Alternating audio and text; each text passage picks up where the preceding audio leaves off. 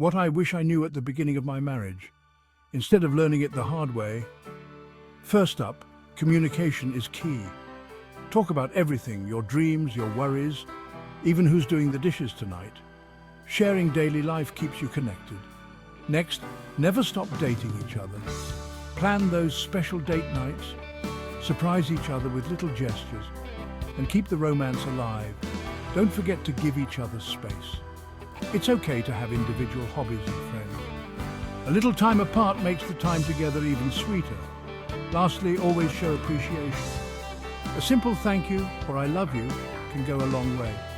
Remember, it's the little things that count. So, there you have it too. Communicate, keep dating, respect personal space, and show appreciation.